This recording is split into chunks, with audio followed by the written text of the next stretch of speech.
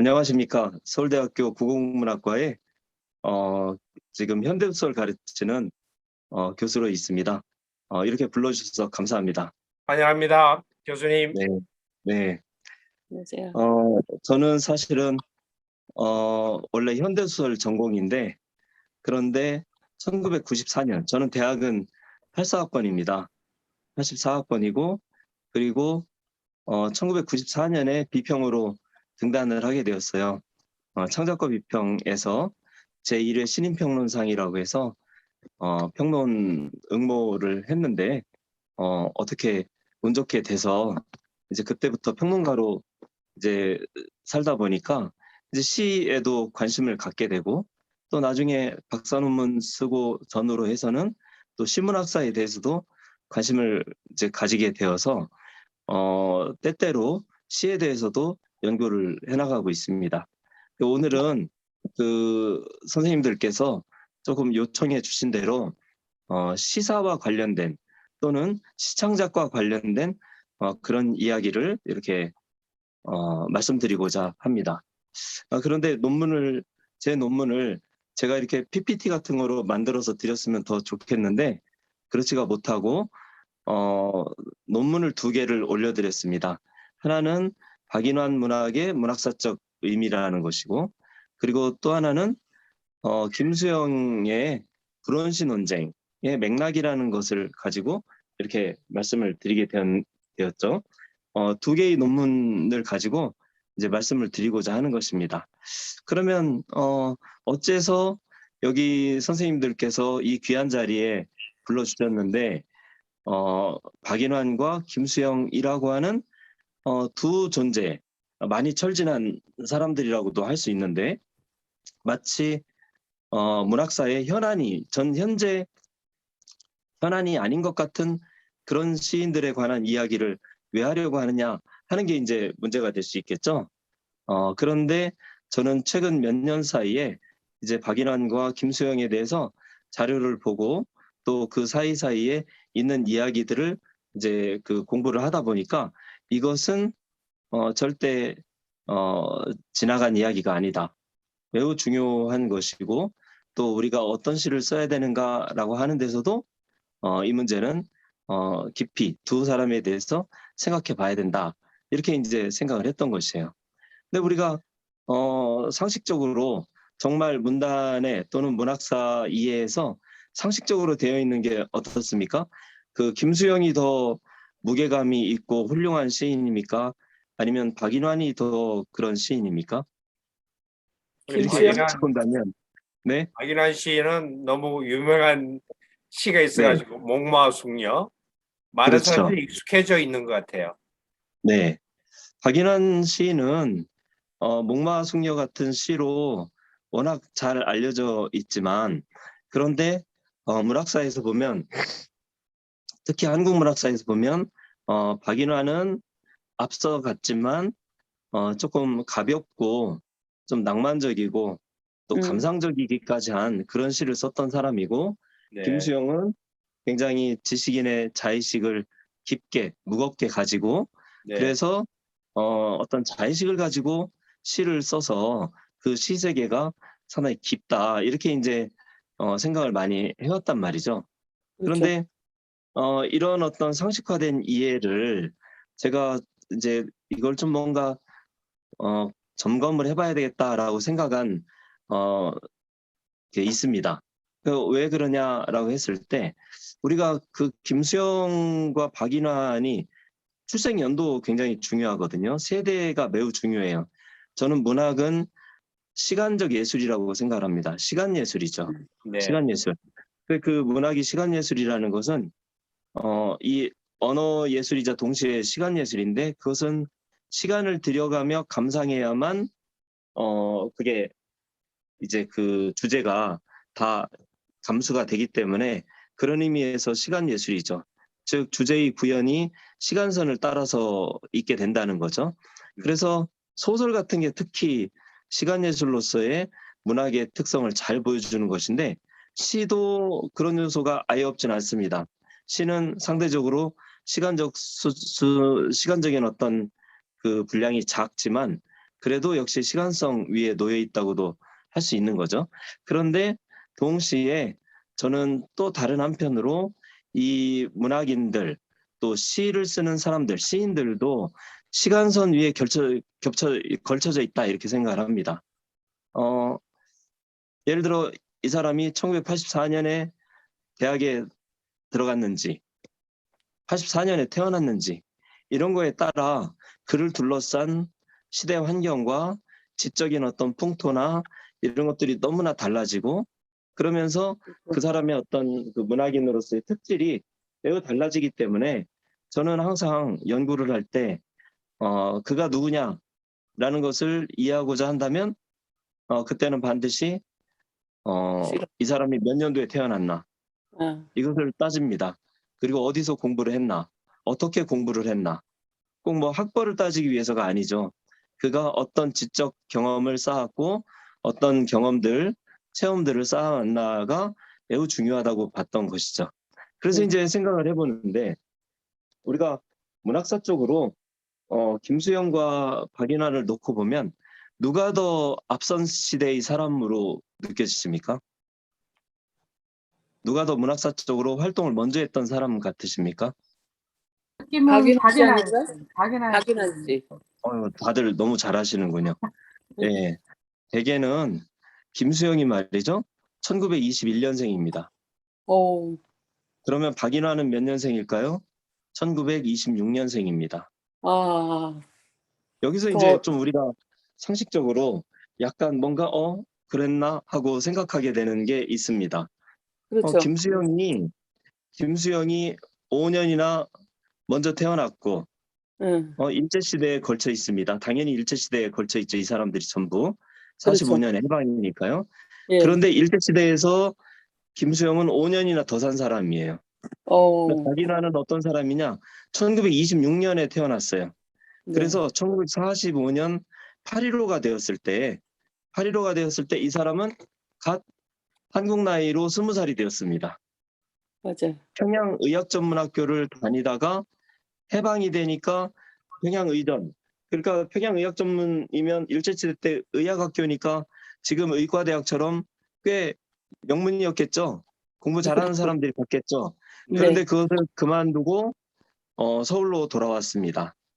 원래 고향은 인제지만 서울에서 자랐고 그런데 평양에 가서 공부하다가 다 그거를 접고서 서울로 와서 지금 종로 1가인가 2가쯤에 가면 대한보청기라는 그 오래된 그 가게가 있습니다.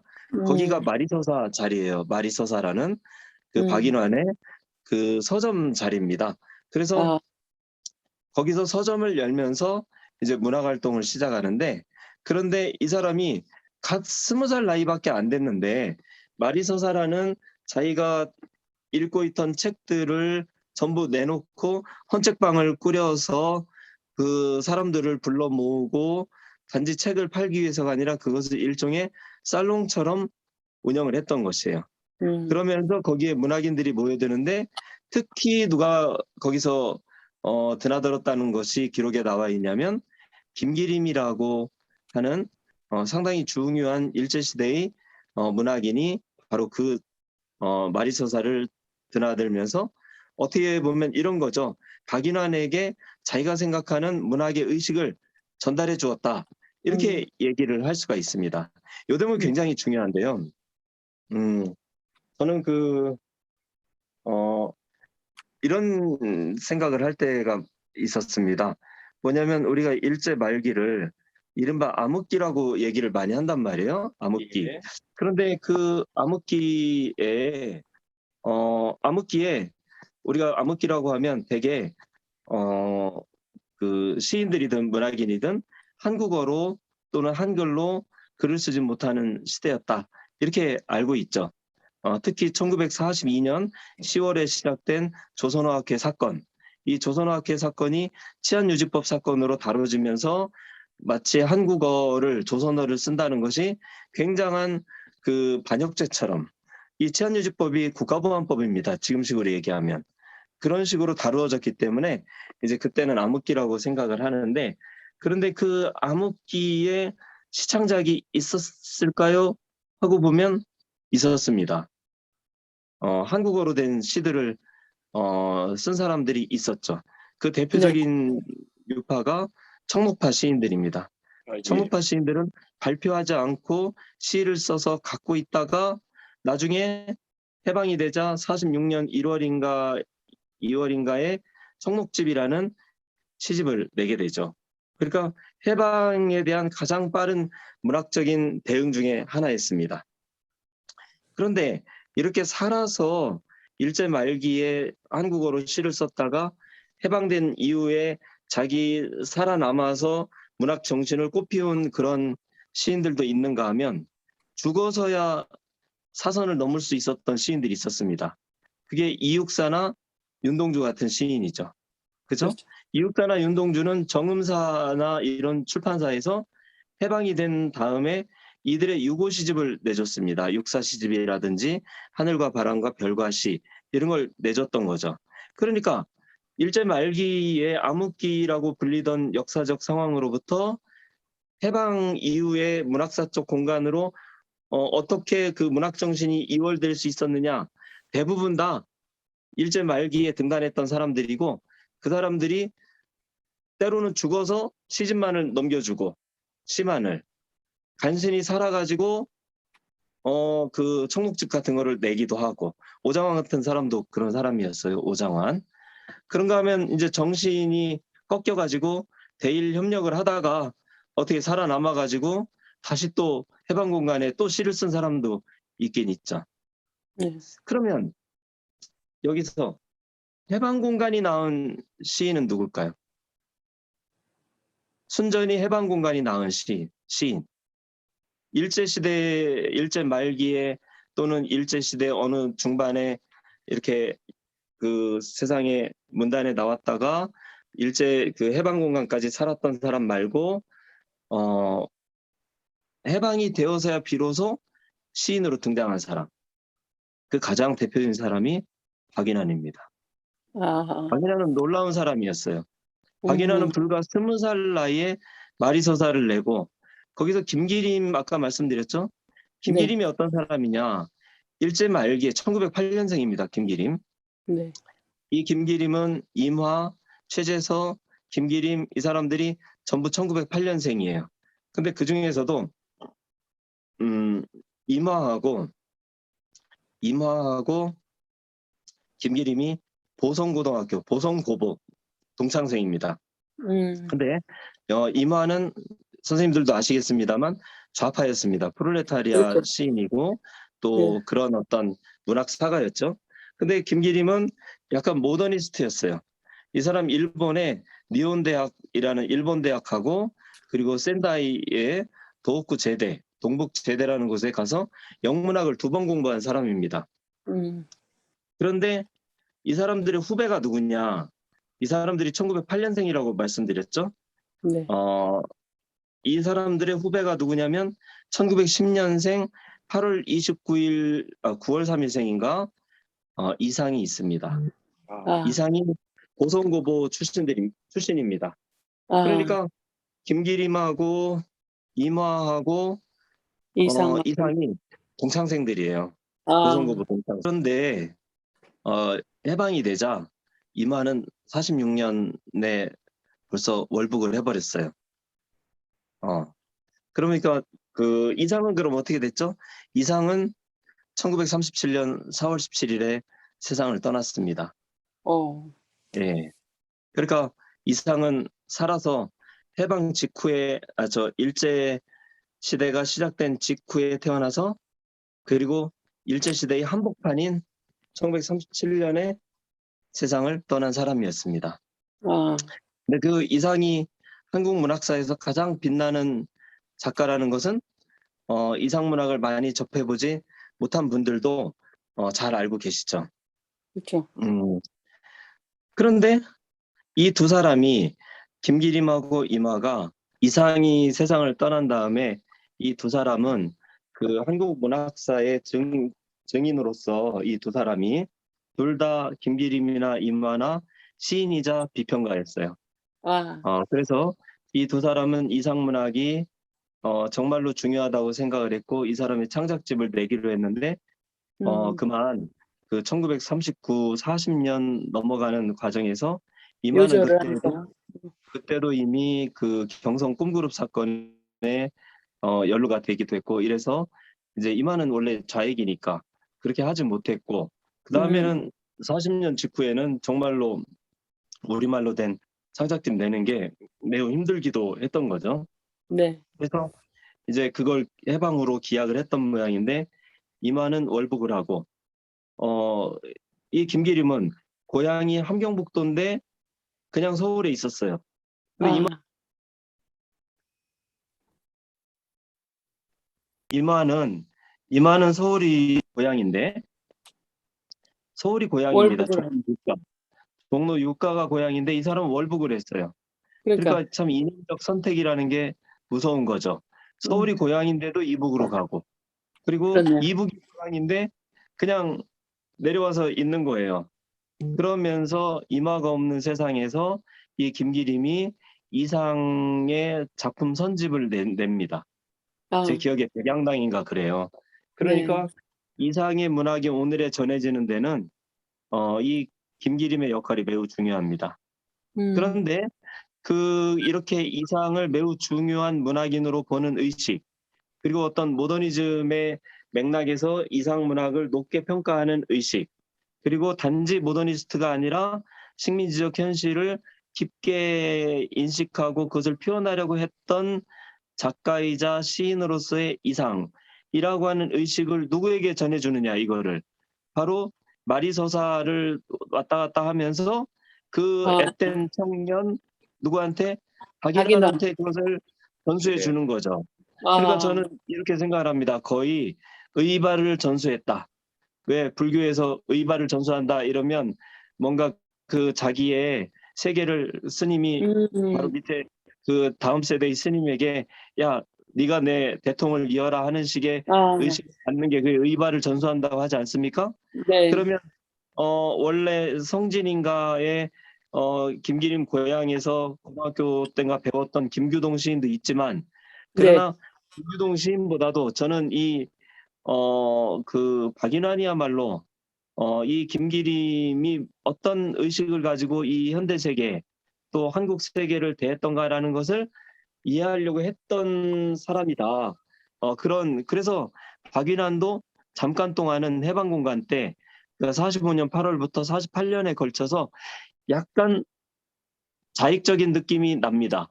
아, 자익적인 색채가 그리고 또 김기림도 약간 그 영국 좌파 있죠. 영국 네. 좌파. 그러니까 음, 무슨 모스크바 좌파 이런 게 아니라 네. 볼셰비키가 아니라 음, 영국 왜 사회민주주의 같은 그런 음, 느낌의 그 사상도 갖고 있었고 그러나 또 이 서구적 합리성과 인간의 자유를 굉장히 중요시하는 그런 식의 의식을 갖고 있었던 게 김기림이거든요. 그러니까 이 아, 사람은 북한으로 돌아가질 않았어요. 네. 남과 북이 분단되는 상황에서. 네. 왜냐하면 이쪽 남쪽의 세계가 중요하다고 봤던 거죠. 네. 아무리 부정부패로 얼룩지고 또 대일 협력을 했던 이른바 친일파 세상이다 해도 여기가 그래도 서구를 향해서 열려있는 세계라고 보는 음, 문명적 관점이 있었기 때문에 김기림은 월북하지 않고 그 고향 세계, 이북 세계로 돌아가지 않고 여기 남아 있었던 거예요. 그러니까 그 사람이 영문학을 2번씩이나 했던 굉장히 중요한 그 결과죠. 그게 네. 영문학 속에서 어떤 개방적인 문학과 음, 합리적 문학 그리고 인간의 자유나 지성을 고창하는 그런 문학의 중요성을 아주 깊이 알고 있었던 사람이에요. 근데 네. 그것을 바로 박인환도 잠깐은 좌익적인 그런 거에 이렇게 맞다가. 접했지만 그런데 이 사람이 48년도가 되면 신실온 일집을 냅니다. 신실온 일집. 그게 동인지예요. 신실온이라고 해서 그게 무슨 이론서가 아니라 아, 아주 얇은 동인지입니다. 네. 그러니까 그때쯤이면 이제 23살이 됐겠죠. 1948년이니까. 네. 48년 때 그러니까 23살짜리 청년이 이 사람 저 사람 규합해가지고 동인지를 음, 내는 겁니다. 어우, 대단하죠? 예. 그것도 신실온, 새로운 실온이다 하는 음, 그런 제목으로 동인지를 얇게 냅니다. 그런데 우리가 역사를 알다시피 1948년 8월이 되면 한국에 단독 정부가 수립되고 9월에 북한에도 단독 정부가 수립돼서 누가 책임 있다는 여기서 복잡하니까 저는 뭐 당연히라기보단 여러 이제 제가 84학번이니까 80년대 네. 대학을 다닌 그 사람 아닙니까? 386 네. 세대. 지금은 586이 그렇죠. 되지 않았습니까? 네. 그래서 한동안 저는 그 학창 시절에는 6.25 전쟁도 뭐 이른바 브루스 커밍스가 수정주의론이다 해가지고 북한이 남침을 했는지는 모르지만 그러나 그 이전에 준 전시 상태였고 그리고 미국이나 이런 쪽에서 북한의 남침을 유도한 면이 있다 뭐 이런 얘기들 그런 책들이 많이 돌아다녔었습니다. 그 브루스 커밍스의 아주 책을 많이 읽었죠. 그런데 아, 이제 시간이 지나서 1990년이 넘어가니까 이제 그 소비에트가 1989년 12월에 베를린 장벽 무너지고 91년에 소련 군부 쿠데타를 마지막으로 해서 이제 그 소련이 해체가 되지 않습니까? 그래서 KGB에서 비밀 문서들이 다 나왔습니다. 문서를 다 보니까 김일성하고 박헌영이 스탈린을 여러 번 찾아가고 또 마오쩌둥을 찾아가서 우리가 준비를 다 하도록 도와달라 해가지고 전쟁 준비를 밀담을 나눴던 것들이 자료가 다 나오게 된 것이죠. 그래서 이제 전쟁의 책임이 어떻게 보면 백일하에 이제 드러났다고 볼 수가 있는 겁니다. 그런데 네. 어찌됐든 그게 그렇게 해서 그 1950년 한국전쟁, 6.25 저는 6.25 전쟁이라는 말을 더 좋아하는데요. 6.25 전쟁으로 나아가게 된 계기가 되는 게 이제 1948년에 남북한 단독정부 수립으로 해서 완전히 분단이 이제 고착과 이렇게 딱 체제적으로 나뉘었다가 이거를 이제 김일성 뭐 박헌영 이 사람들이 밀고 내려오게 되는 거 아닙니까? 그런데 그때 그 48년에 단독정부들이 수립됐는데 아까 신실온 동인을 그 단독정부 수립되기 전에 했던 사람이 박인환이 49년에 동인지를 신실온 2집이라 해서 뭘 내느냐 그 새로운 도시와 시민들의 합창 어, 이라는 동인지를 냅니다. 아마 선생님들 들어보셨을 거예요. 그런데 저는 그게 대학원 공부할 때 항상 이상했거든요. 아니 왜 새로운 도시와 시민들의 합창이야? 뜬금없이 지금 한국이 분단돼 가지고 남북한으로 나뉘어 가지고 정신이 없는데 뭐 그렇게 좋아 가지고 새로운 도시와 시민들의 합창. 새로운 도시는 무엇이며 도대체 시민들의 합창이라는 뜬금없는 그 시민이라는 말은 왜 나온 거지? 하고 저는 대학원 시절에 굉장히 어렵게 생각했어요. 이 문제를. 이건 참 이 시집은 알다가도 모를 제목을 그 동인지는 알다가도 모를 제목을 갖고 있다. 이렇게 생각을 했죠. 근데 이제 제가 수년 전에 이거를 이제 김기림을 보니까 김기림의 장시 중에 기상도가 있습니다. 기상도. 원래 김기림 시집이 태양의 풍속이 있고 기상도가 있습니다. 근데 그 네. 기상도라는 시집은 장시예요. 장시인데 그것은 서구 문명의 태동과 번성과 몰락의 과정, 전쟁으로 인해서 몰락하는 과정, 그리고 그렇게 서구 문명의 문화적 의식의 몰락을 딛고 다시 새로운 문명이 설계되는 과정을 장시로 그린 겁니다. 그러니까 아주 잘 쓴 시집이라고 볼 수는 없지만 상당히 스케일이 크고 서구 문명에 대한 비판적 평가들과 그리고 그 속에서의 어떤 왜 1차 대전과 그때가 1차 대전이 끝나고 그다음에 1935년 직후에 이제 다시 유럽이 전쟁을 향해서 나아가고 있다는 그런 느낌이 이제 완연해지면서 그런 분위기가 그러면서 서구 문명의 어떤 몰락에 관한 담론들이 많이 나올 때였던 거죠. 제가 잠깐 스쳐 지나가면서 드는 생각입니다만 가즈오 이시구로라는 몇 년 전에 노벨문학상 받은